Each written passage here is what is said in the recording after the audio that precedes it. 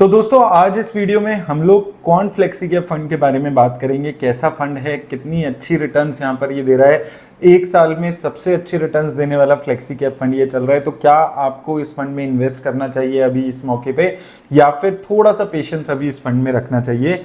किस टाइप के इन्वेस्टर्स के लिए फंड अच्छा है, क्या इन्वेस्टमेंट स्ट्रेटेजी रहती है, इन सारी चीजों पे इस वीडियो में हम बात करेंगे। आगे बढ़ने से पहले दोस्तों, एज ए सीए मैं अपने कई क्लाइंट्स की फाइनेंशियल प्लानिंग में मदद करता हूँ। उनके क्लाइंट समझने में, उनकी इन्वेस्टमेंट और उनके एक्सपेंसेस समझने में उनकी हेल्प करता हूँ। वाइल रिसर्चिंग मुझे पता चला कि इस तरीके से मैं एक अलग इनकम का सोर्स लॉन्ग टर्म के लिए अपने लिए जनरेट कर सकता हूँ, और ये चीज मैं कहीं भी, कभी भी, कहीं से भी कर सकता हूँ कन्वीनियंस के साथ। जी हाँ, मैं बात कर रहा हूँ म्यूचुअल फंड डिस्ट्रीब्यूटर बनने की।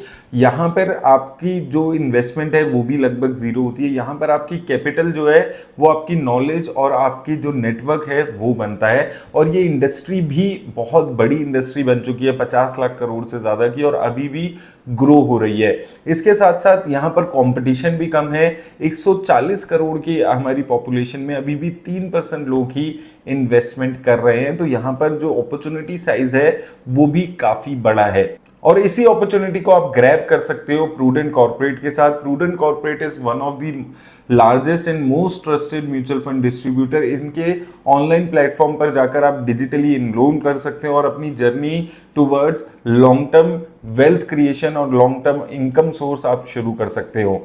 आप अपने नेटवर्क को फाइनेंशियल डिसीजंस लेने में हेल्प कर सकते हो, उनका पोर्टफोलियो बिल्ड करके उनको एक अच्छा पोर्टफोलियो बनाने में, एक ग्रो करने में हेल्प कर सकते हो। और इसके साथ साथ आपको जो कमीशन है वो भी यहाँ पर इंक्रीज होती रहेगी, और इसके साथ साथ आप और आपका नेटवर्क दोनों ही फाइनेंशियली इंडिपेंडेंट हो पाएंगे। प्रूडेंट आपका हर समय में साथ देगा, from setting up to growing. और तो और इसके साथ आपको एक डेडिकेटेड रिलेशनशिप मैनेजर भी यहाँ पर मिलेगा जो आपकी हेल्प करेगा। इसके साथ साथ 24 साल से ज्यादा का एक्सपर्टीज यहाँ पर है, और बहुत सारे म्यूचुअल फंड डिस्ट्रीब्यूटर ऑलरेडी इनके साथ जुड़े हुए हैं। इनके प्लेटफॉर्म पे जाकर आप बड़ी आसानी से 3 स्टेप्स में अपने आप को एनरोल करा सकते हैं और अपनी ये जर्नी आप शुरू करवा सकते हैं। म्यूचुअल फंड डिस्ट्रीब्यूटर बनने में बहुत सारे पर्क्स यहाँ पर आपको मिल जाते हैं। फाइनेंशियल फ्रीडम तो है ही, उसके साथ साथ आपको टाइम फ्रीडम मिलेगी और वर्क करने की फ्लेक्सिबिलिटी मिलेगी। तो अगर आप लोग भी म्यूचुअल फंड डिस्ट्रीब्यूटर बनना चाहते हैं तो मैंने लिंक आपको डिस्क्रिप्शन में दे दिया, जाकर एनरोल करा के प्रूडेंट कॉर्पोरेट के साथ आप अपनी जर्नी शुरू कर सकते हैं। तो आइए दोस्तों चलते हैं और देख लेते हैं क्वांट फ्लेक्सी कैप फंड कैसा परफॉर्मेंस है। तो सबसे पहले दोस्तों अगर हम इसके फंड मैनेजर की बात करते हैं तो टोटल 4 फंड मैनेजर अभी इसको मैनेज कर रहे हैं। सबसे पुराने मिस्टर संजीव शर्मा जी हैं जो जनवरी 2017 से इस फंड को मैनेज कर रहे हैं। उसके अलावा वत्स सहगल, अंकित पांडे जी भी इस फंड को 2019-2020 से मैनेज करते हुए नजर आ रहे हैं। इसके बाद दोस्तों अगर हम बात करें यहाँ पर इसके फंड साइज की तो 6000 करोड़ के आसपास का इसका फंड साइज चल रहा है। और अगर हम बात करें यहाँ पर इसकी मार्केट कैप एलोकेशन की तो सबसे ज्यादा 55% पैसा large cap, then mid cap में 19% पैसा, और स्मॉल कैप कंपनीज में लगभग 18% पैसा ये फंड अभी लगाकर चल रहा है। उसी तरह दोस्तों अगर हम बात करें एक्सपेंस रेशियोज की तो 0.59% के आसपास की एक्सपेंस रेशियो इसकी है। कैटेगरी एवरेज अगर हम देखते हैं 0.8% के आसपास की ये रही है। उसी तरह दोस्तों अगर हम बात करें इसकी रिस्क रेशियोज पे तो सबसे पहले स्टैंडर्ड डेविएशन पे बात कर लेते हैं, जो ये दिखाते हैं कि एक फंड कितना ज्यादा वॉलेटाइल है। जितनी ज्यादा स्टैंडर्ड डेविएशन उतनी वॉलेटिलिटी।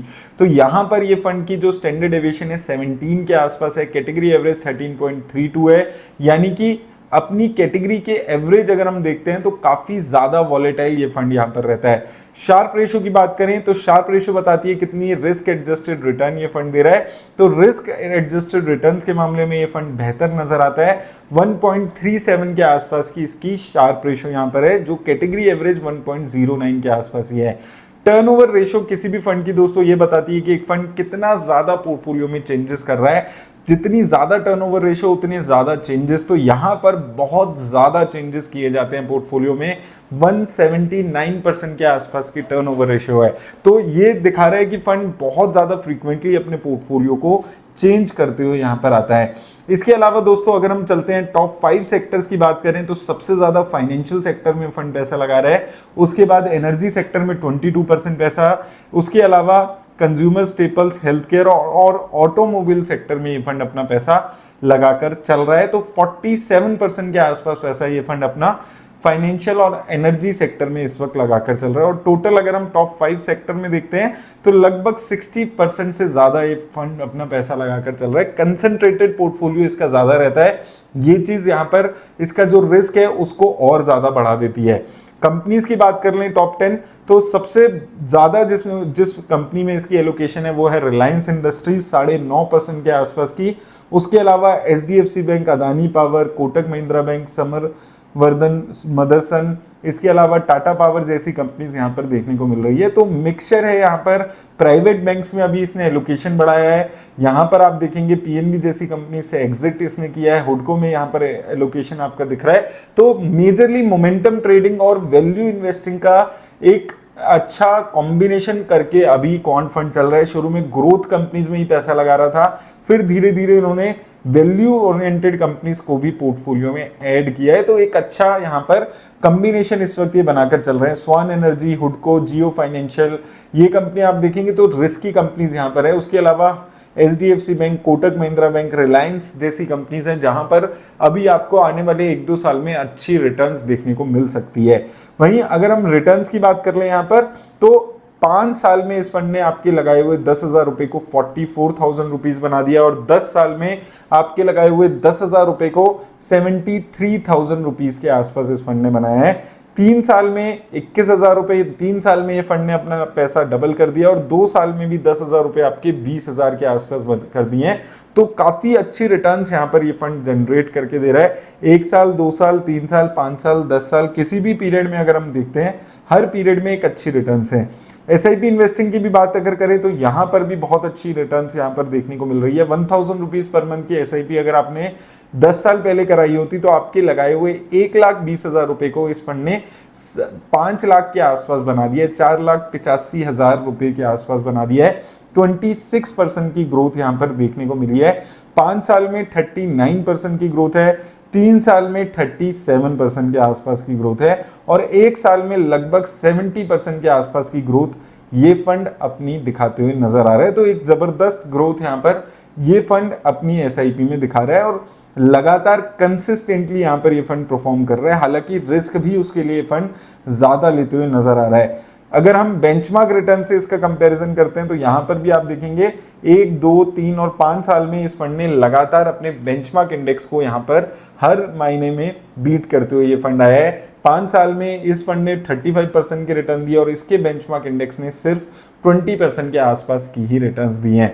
अब दोस्तों अगर हम यहाँ पर इस फंड की बेंचमार्क की रिटर्न्स तो हमने बात कर ली, रोलिंग रिटर्न्स, तो यहाँ पर अगर आप देखेंगे यहाँ पर हमने इस फंड की रोलिंग रिटर्न्स को कंपेयर कर रहे हैं क्वांट फ्लेक्सी कैप फंड को, और 3 साल के हमने 2013 से लेके अभी तक के रिटर्न्स दिख रहे हैं। तो यहां पर आप देखेंगे 2013 से 16 के पीरियड में ये फंड कॉम्प्रिहेंसिवली अपने बेंचमार्क इंडेक्स को बीट करते हुए आ रहा था। उसके बाद लगभग 2015-18 से लेकर यहां पर आप देखेंगे 21 तक के ये जो पीरियड था इसमें इस फंड ने अंडर परफॉर्म किया और उसके बाद फिर से यहां से इस फंड ने वन साइडेड रिटर्न्स यहां पर देनी शुरू किया। अब आपको एक चीज याद रखनी है, ये फंड हमेशा से फ्लेक्सी कैप कैटेगरी का फंड नहीं था।